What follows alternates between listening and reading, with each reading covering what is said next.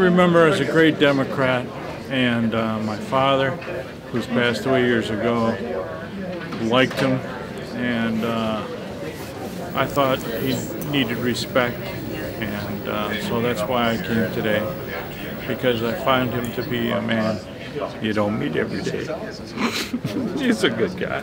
He was a mentor, teacher, public servant, and he taught me in a unique way the notion of being a citizen and serving the people you work for. As a person, I mean, this guy was a true gentleman, I think, in every aspect of his life, you know, whether it was in politics or even in his personal life. And you know, Candice is very close with Debbie, and you know, just his style and his mannerisms, even towards his family and his wife. So I tend to look at people based upon not just what they're doing for a living, but just how they are behind the scenes. And he was a true gentleman, and one that didn't talk about, you know, how do we become more agreeable and working across the aisle. He didn't talk about it, he displayed it.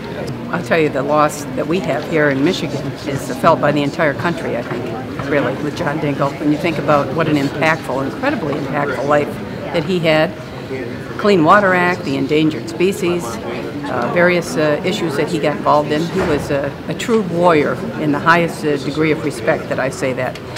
Whether he was protecting our magnificent Great Lakes or the auto industry, his beloved auto industry.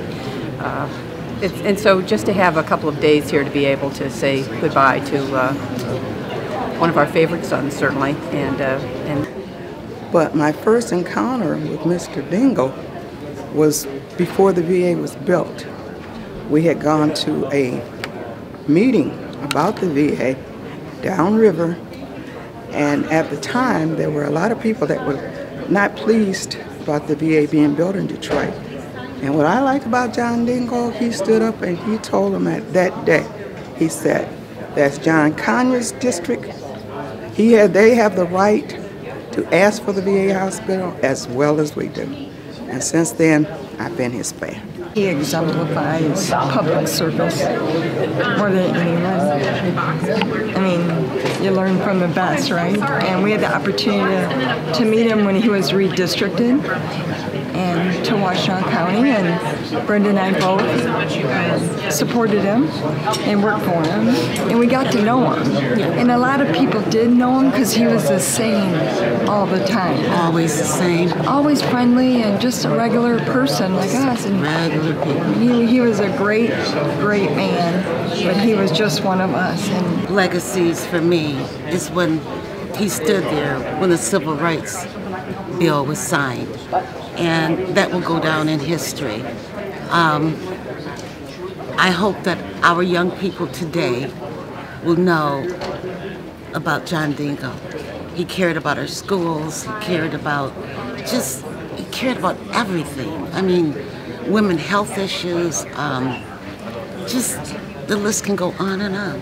Being a precinct delegate here and elected, and I'm in my 41st and 42nd year, he was somebody who I could rely on, and he could rely on me. And the truth and trust was second to none. And whatever he had to say in terms of his reactions and whatever he felt about something or whatever he was doing, I knew it was the golden word. It wasn't so much politically, but it was in terms of right and wrong, and what had to be good and virtuous to our country, our America, and to Michigan, and to his congressional district. We're here to support the family, his wife, and really to say goodbye to him because he was so memorable and likable, and things he won't be forgotten. And we loved him. So, yeah, he's a part of Michigan. So.